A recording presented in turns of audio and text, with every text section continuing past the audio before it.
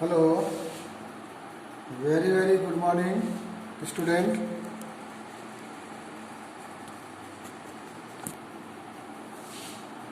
Today, in the class 12 physics, in the last video we have seen force experienced by a current carrying conductor in a magnetic field, and the force between two parallel current carrying conductor. We have seen. Today we will see when a current loop is placed in a magnetic field.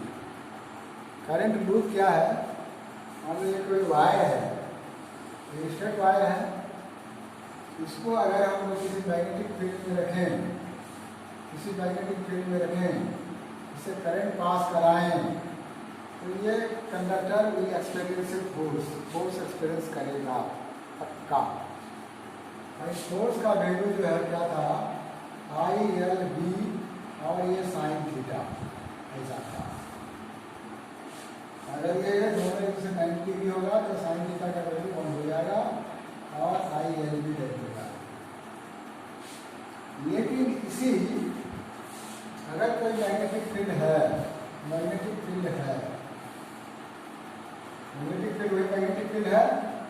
और इस तार को हम लोग मोड़ करके loop बना दें। लूप मतलब कि वो सर्कुलर भी बना सकते हैं या रेक्टेंगुलर बना दें। यही वाला तार जो था, ये भी जो वायर था, इसी को मोड़ करके ऐसा वाला हम लोग बना दिए लूप। क्या बना दिए? ऐसा वाला लूप बना दिए। अब ये लूप में करंट इधर से घुसा, इस डायरेक्शन में जा रहा है, इधर आके डायरेक्शन पलटी हो रहा है।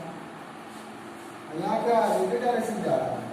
अगर कंडक्टर रहेगा तो इतना फोर्स फील करेगा, लेकिन उसी तार को अगर लपेट करके एक लूप बना दें और उससे होकर करंट पास करा दें, तब क्या होगा?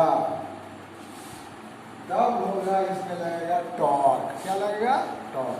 टॉर्क क्या है? क्लास 11 में हम लोग देखे हैं, turning effect of the force. इसमें रिजल्टेंट फोर्स 0 होगा, लेकिन उसका टर्निंग इफेक्ट होगा, रोटेटिंग इफेक्ट हो जाएगा, है ना? तो हम लोग देखेंगे टॉर्क सिर्फ एक कंडक्टर अगर मैग्नेटिक फील्ड में रहे, उससे हम करंट पास कराएं, उसमें फोर्स लगेगा।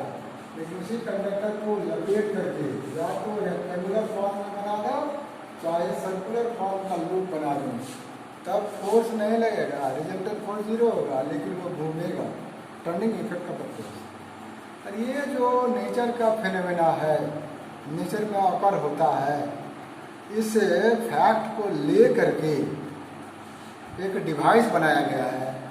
और वो डिवाइस आप लोग जानते ही होंगे, name of the device is a galvanometer, moving coil galvanometer.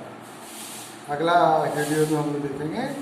और बोर्ड में ये 3 मार्क्स या 5 मार्क्स का आता है। मूविंग कॉइल गैल्वेनोमीटर जब बन जाएगा तो उसको कन्वर्ट करके हम लोग वोल्ट मीटर बना सकते हैं। उसके अगर पैरेलल में कोई कंडक्टर जोड़ देंगे, रजिस्टर, तो वो गैल्वेनोमीटर नहीं रह के बन जाएगा आमीटर। अगर उसके सीरीज में कोई रेजिस्टेंस जोड़ देंगे तो वो बन जाएगा वोल्ट मीटर। मतलब एक तो रेजिस्टेंस गैल्वेनोमीटर का है, अलग से जोड़ दिए, इसलिए वोल्ट मीटर क्या होता है? हाई रेजिस्टिव डिवाइस बन जाता है। और आमीटर में क्या, गैल्वेनोमीटर के पैरेलल में जोड़ा जाता है शंट रेजिस्टेंस कहते हैं, वेरी लो रेजिस्टेंस शंट मतलब बाईपास, है ना? जैसे संटिंग करता है, ट्रेन जाते मेन लाइन से तीसरा लाइन में खड़ा कर दिया, तो हम बोलते देखो ट्रेन को संटिंग कर दिया, साइड लाइन कर दिया। तो शंट रेजिस्टेंस अगर पैरेलल लगा देंगे तो वो गैल्वेनोमीटर कन्वर्ट होकर बन जाएगा आमीटर।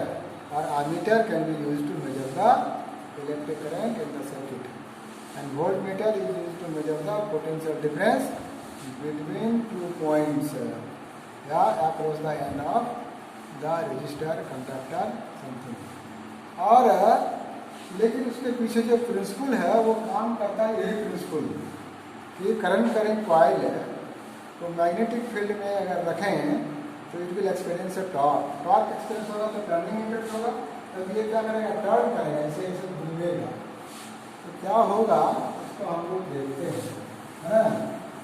ये इसका एप्लीकेशन है, और इससे एक क्वेश्चन है, जैसे ये दोनों फैक्ट मिला करके एक क्वेश्चन है 5 मार्क्स का, बोर्ड में 110% आएगा। तो जो भी वीडियो देखेगा, देखने के साथ साथ उसको अपने कॉपी में नोट कर लेगा, किताब को पढ़ेगा, और अगर 3 मार्क्स में पूछा तो 2 मार्क्स का एक न्यूमेरिकल रहेगा, conversion of galvanometer into ammeter into voltmeter. बड़ा सुंदर सुंदर न्यूमेरिकल है, फार्मूला बेस्ड, ये देखेंगे। तो torque on current loop placed in a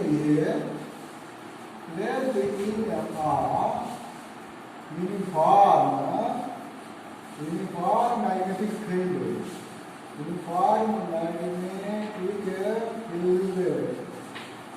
uniform magnetic field पैदा करने का क्या तरीका है, डायग्राम में बताएंगे, है ना। मान लो यूनिफॉर्म मैग्नेटिक फील्ड पैदा करना है, तो सबसे पहले क्या लेंगे, एक नॉर्थ पोल ले लेंगे। ये नॉर्थ पोल लेंगे, मैग्नेट का नॉर्थ पोल इधर रखिए, पोल तो अलग नहीं कर सकते हैं, जैसे ये मैग्नेट को हम ऐसे रखिए, नॉर्थ पोल इधर रख दिए, और दूसरा मैग्नेट का साउथ पोल पे इधर रख देंगे, साउथ पोल इधर रख देंगे। तो इसके अंदर में क्या पैदा हो जाएगा, यूनिफॉर्म मैग्नेटिक फील्ड पैदा हो जाएगा, राइट। आराम से पैदा कर देंगे, ठीक है। गैल्वेनोमीटर में रहता ही है, ऐसा है डायग्राम होगा, राइट। तो अब जो है मैग्नेटिक फील्ड पैदा हो जाएगा, आराम से कर देंगे, लेकिन फिगर में इसको दिखाएंगे नहीं, समझाने के लिए इसको मिटा देंगे। तो let us we have a rectangular coil हम लोग ले लेते हैं, रेक्टेंगुलर कॉइल की कल्पना कर लेते हैं, ठीक है। इसमें जोड़ देते हैं, इसे जोड़ दिए, नहीं जोड़ोगे तो करंट पास करना पड़ेगा, इसे बढ़ा दो, यहाँ से जाएगा, यहाँ करंट इन करेगा, इसका ऐसे जाएगा, यहाँ करंट इन करेगा, फिर इधर आएगा, ऐसे जाएगा, फिर ऐसे तो जाएगा। तो ये नीचे वाला डायग्राम को नहीं रखते हैं, ये इसको मिटा देते हैं, ये हम लोग का लूप है ना, ऐसे करेंगे जाएगा।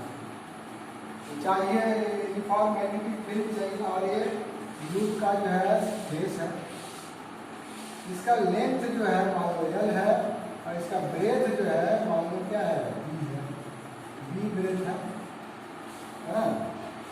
अब यहाँ रख दिए नॉर्थ पोल, यहाँ रख दिए क्या, साउथ पोल, तो नॉर्थ और साउथ रख दिए। मैग्नेटिक फील्ड जाएगा, यहाँ मैग्नेटिक फील्ड ऐसे जाएगा, नॉर्मल होगा इसका, यहाँ पर जो है मैग्नेटिक फील्ड हर जगह से जा रहा है, हर जगह से, लेकिन यहाँ इधर से भी जा रहा है, इसे जा रहा है, इधर से भी जा रहा है, इसे जा रहा है ना, दिखाया ऐसा। ये इसका मिड पॉइंट, ये इसका मिड पॉइंट, और ये इसका एक्सिस होगा, इसका वाला एक्सिस होगा। ये जो घूमेगा इसी एक्सिस पर घूमेगा, इसे जैसे करंट पास कराएंगे ये बेचारा घूमना शुरू करेगा, क्योंकि टॉर्क पैदा होगा। ये मैग्नेटिक फील्ड, ये मैग्नेटिक फील्ड,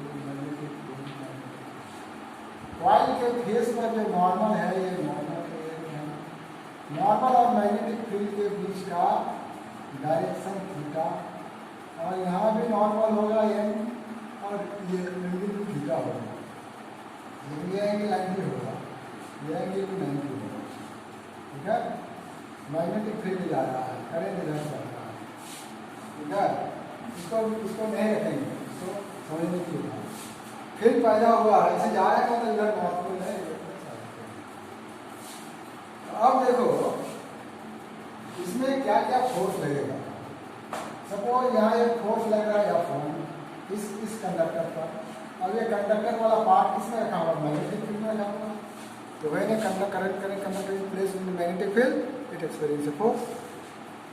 ये वाला भी तो कंडक्टर का पार्ट है, और ये मैग्नेटिक फील्ड में रखा हुआ है, यहाँ भी फोर्स लगेगा।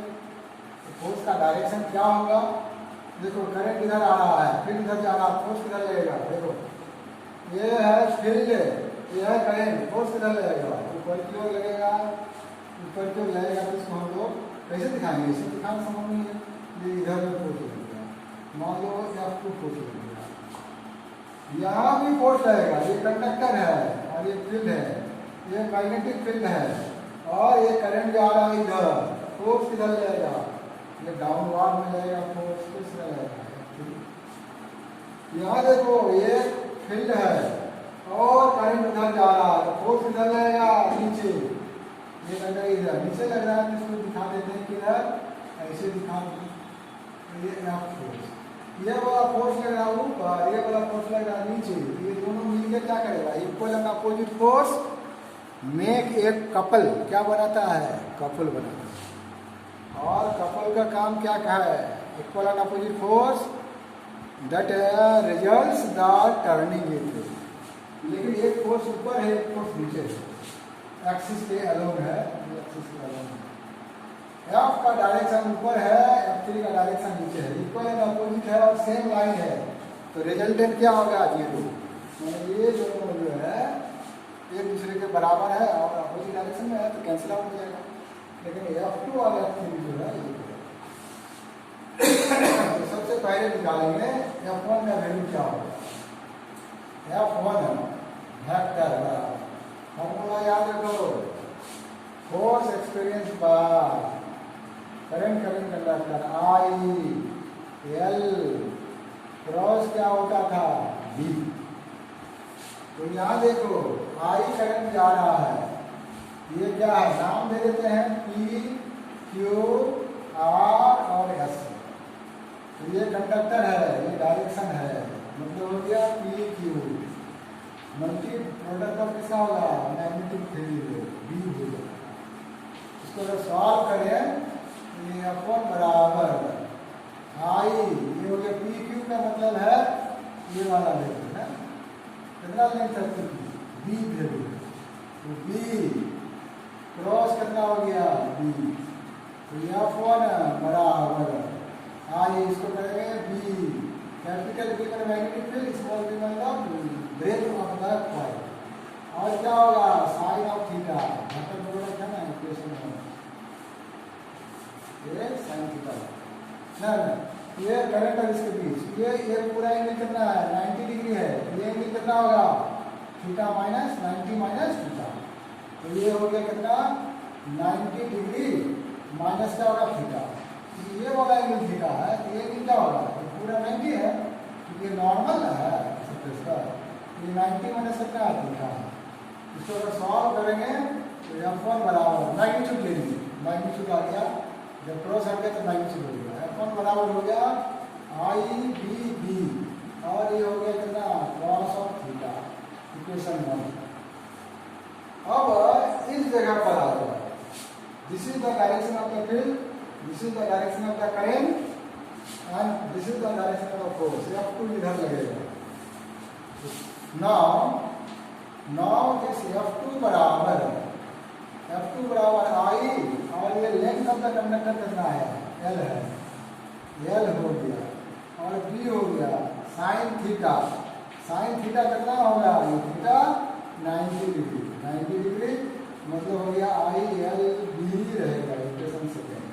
अब F3 में आ जाओ, F3 वेक्टर बराबर I तो रहबे करेगा, सब में I जा रहा है, करंट I जो है एक ही करंट सब जगह पास कर रहा है, ये लेंथ कितना है इसका, लेंथ हो गया RS है, वेक्टर क्या होगा B हो गया, I तो I RS मतलब ये वाला लेंथ कितना है B है ना, लेकिन देखो ये भी है थीटा, तो हम लोग को ये मैग्नेटिक फील्ड और ये करंट के बीच का डायरेक्शन लेना है, ये 90 है ये थीटा है, तो 90 प्लस थीटा, तो यहाँ लिख देंगे I, RS का मतलब हो गया कितना, RS का मतलब हो गया B और स्मॉल b साइन ऑफ कितना होगा 90 plus theta, sine 90 plus theta बराबर cos theta, this is the cos of theta, equation 3, F3 आ गया। यहाँ देखो F3 मतलब ये नीचे लगने वाला IB cos थीटा, F1 मतलब ऊपर लगने वाला कितना है IB cos theta, equal and opposite है, equal and opposite and acting on the same line मतलब रिजल्टेंट जीरो, इस दोनों फोर्स का कोई मतलब नहीं है। तो F2 निकाले हैं और F3 निकाले हैं। F3 बराबर कितना होगा, तो वैल्यू ऑफ F4, तो F4 बराबर I बराबर करेगा, ये लेंथ ऑफ द कंडक्टर हो गया, मैग्नेटिक फील्ड हो गया, और ये थीटा कितना बन रहा है, I और B के बीच, कंडक्टर और B के बीच 90, तो ये साइन करना 90 डिग्री बराबर ILB, this is equation 4। Just remember F2 और F3, F2 बाबू लग रहा है इधर और F3 लग रहा है नीचे, लेकिन दोनों का लाइन ऑफ एक्शन एक नहीं है। इसका मतलब ये दोनों फोर्स मिलकर टर्निंग इफेक्ट करेगा, right. And turning effect of the force is called torque. तो इसको अगर हम एक छोटा सा पार्ट ले लें, टुकड़ा टुकड़ा कर लें, तो ये टुकड़ा ऐसा है। इधर वाला एंड में फोर्स लग रहा है, इधर कौन लग रहा है, F2 ILB लग रहा है, और एक फोर्स लग रहा है इधर, ये क्या है F4, वो क्या है ILB, राइट। और ये डायरेक्शन किसका है, मैग्नेटिक फील्ड का है। ये क्या था, नॉर्मल था, ये क्या था, और यही वाला पार्ट है, ये PQ पार्ट है। तो इसका हम लोग निकालेंगे टॉर्क कितना लगेगा। तो ये line of action of the force, ये line of action of the force, दोनों के बीच का परपेंडिकुलर डिस्टेंस ये वाला है। ये वाला लेंथ कितना है, B है। बाय ज्योमेट्री से यह एंगल थीटा है, तो यह एंगल थीटा पक्का होगा। इतना याद रख दोगे काफी मिल जाएगा, क्योंकि हम लोग मैथमेटिक्स नहीं पढ़ रहे हैं कि उसको फिर सॉल्व करके हम लोग करेंगे। तो ये है, इस पॉइंट का नाम रख देते हैं O।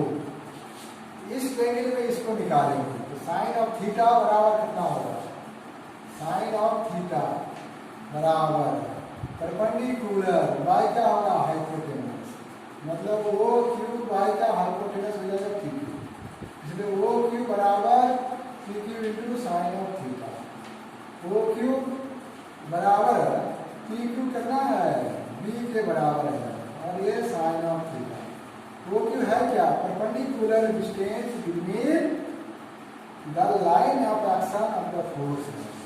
क्या कर लेंगे, करने के बाद चलेंगे आगे, इसको निकालेंगे दोनों फोर्स, इधर लगने वाला फोर्स IBL और नीचे लगने वाला फोर्स IBL, दोनों मिलकर क्या बनाएगा, कपल बनाएगा, है ना, pair of force acting opposite to each other, है ना, in opposite direction but different line of action.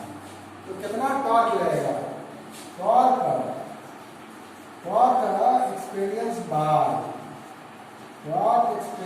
Bye current loop निकालेंगे। तो फॉर्मूला मालूम है, टॉर्क बराबर क्या आता है, आइदर फोर्स ना, फोर्स इनटू परपेंडिकुलर डिस्टेंस, ठीक है। तो फोर्स कितना है बाबू, जो F3 कितना निकाले हैं, ILB निकाले हैं, इसी तरह ILB फोर्स लगा है, और परपेंडिकुलर डिस्टेंस अभी निकाले हैं, कौन सा, OQ कितना है, ट्वाइस A, और क्या है, sine of theta. Theta angle क्या है, angle between the normal and direction of the magnetic field, this is the angle theta. अब इसको सॉल्व करेंगे, तो टॉर्क बराबर इसको कहते हैं दिस इक्वल टू I, ये B को A नहीं है, B था, और 2 भी नहीं था, B साइन थीटा, है ना, 2 नहीं ना होगा, B साइन थीटा। तो L के बगल में आ गया B, और ये L की लेंथ है, छोटा वाला B ब्रेक है, और बड़ा वाला B क्या मैग्नेटिक फील्ड है, इसी का sine theta. L into B क्या होगा, लेंथ इंटू ब्रेक बराबर area of the face of the coil, coil के फेस का क्या होगा, एरिया हो जाएगा।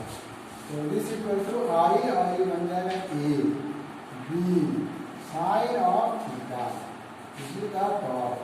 थोड़ा सा और हम लोग ऊपर लिखेंगे, है ना, ठीक है।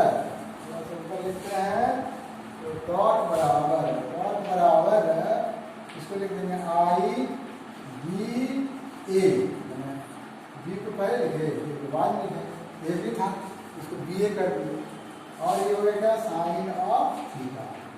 वेयर ए बराबर कितना है, वेयर ए बराबर L into B, area of circle. Length result मालूम होगा, एरिया निकल जाएगा।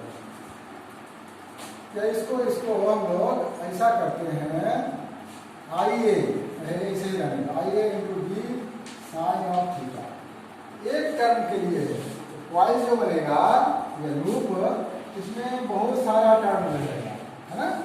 If number of term is therefore n number of terms, 10 term 20 term 50 term जितना टर्म हो, टर्म्स ऑफ कॉइल या लूप हो, तब क्या करेंगे, एक टर्म के लिए कितना टॉर्क, तो n टर्म के लिए कितना टॉर्क होगा, मल्टीप्लाई कर देंगे तो देन टॉर्क बराबर हो जाएगा, n गुना हो जाएगा तो इसका n आई ए और B sine of theta, right. ऐसा लिख देंगे। इस फार्मूला को हम लोग याद रखेंगे, आगे जो पढ़ेंगे मॉड्यूल कॉइल रेगुलेटर्स के प्रिंसिपल में इसको डायरेक्ट यूज करेंगे। बट एक चीज जो है बाइट-सेवर्ट लॉ का एप्लीकेशन में जब आया था, वही करंट कैरिंग लूप के एक्सिस पर मैग्नेटिक फील्ड आना था, वहाँ पर भी आई ए आया था रिजल्ट में, I A current into area of the loop और area cross sectional area of the loop, दोनों का प्रोडक्ट कहलाता है मैग्नेटिक डाइपोल मोमेंट। तो ये हो गया, इतना पार्ट को क्या कह देंगे, इतना पार्ट को कहेंगे क्या हम लोग कह देंगे एम, है ना, इंटू एम बी और कितना हो जाएगा sine of theta, where M बराबर होता है आई ए, आई इंटू ए और एम जो है इसको कैपिटल एम कहेंगे तो हो जाएगा एन आई ए, है ना। और इसको कहते हैं हम लोग मैग्नेटिक डाइपोल मोमेंट, है ना। जैसे हम लोग डाइपोल मोमेंट पढ़ते थे ना, इलेक्ट्रिक डाइपोल मोमेंट पी होता है, इलेक्ट्रिक डाइपोल मोमेंट पी मतलब क्यू इंटू ट्वाइस ए। उसी तरह से मैग्नेट में भी तो डाइपोल बनता है, इसलिए मैग्नेटिक डाइपोल मोमेंट है। तो ये जगह हम कैपिटल एम एन टर्म के लिए मैग्नेटिक डाइपोल मोमेंट, और छोटा वाला एम एक सिंगल टर्म के लिए dipole moment, current into area magnetic dipole moment, right. This is there, ये वेक्टर है तो ये भी मैग्नेटिक डाइपोल मोमेंट वेक्टर है, एम क्रॉस करना है बी हो जाएगा, है ना। This is the vector product, it means torque is a vector quantity. M का डायरेक्शन जो है इधर में ही होगा, तो पहले एम है तब बी है, मतलब ये नीचे की ओर लगेगा, है ना, मतलब चलेगा नीचे की ओर मैग्नेटिक डाइपोल लगेगा। इसका जो है स्पेशल कंडीशन देखेंगे, you see the special cases, है ना, you see the special cases, right. तो टॉर्क बराबर कितना है, टॉर्क बराबर है, ये इसको लिख देंगे कितना एम बी और ये sine of theta. If theta बराबर 0, थीटा 0 होने का मतलब ये मैग्नेटिक फील्ड और नॉर्मल दोनों एक ही साथ में होगा। कब होगा, नॉर्मल समझ रहे हो ना, ये प्लेन सरफेस पर नॉर्मल है, ठीक है, मैग्नेटिक फील्ड भी इधर से आ रहा है, नॉर्मल भी इधर में है ना।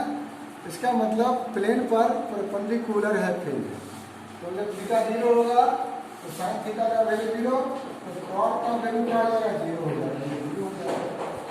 थीटा बराबर 90 डिग्री, थीटा 90 डिग्री अगर होगा, फील्ड और नॉर्मल के बीच का 90 होगा, तब जो है magnetic field parallel to the किसका होगा, प्लेन का पैरेलल हो जाएगा मैग्नेटिक फील्ड। इसी के पैरेलल में मैग्नेटिक फील्ड है और ये है नॉर्मल पूरा सरफेस, तब इस केस में कितना होगा, तब होगा टॉर्क बराबर ये साइन 90 का वैल्यू 1 मतलब बन जाएगा एम बी, मतलब मैक्सिमम होगा जब मैग्नेटिक फील्ड फेस पर नॉर्मल होगा, ठीक है, फिर इसके पैरेलल होगा, तब ये हो जाएगा क्या, मैक्सिमम टॉर्क मिलेगा।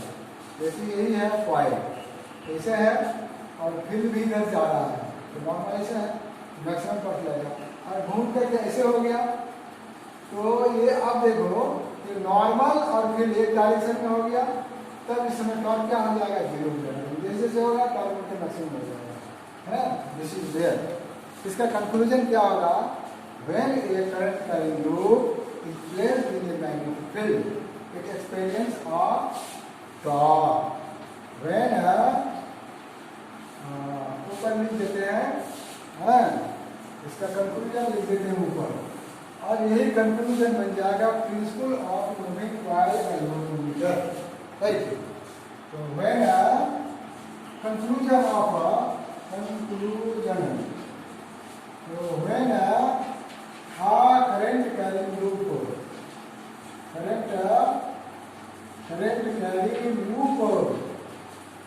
या coil is placed in a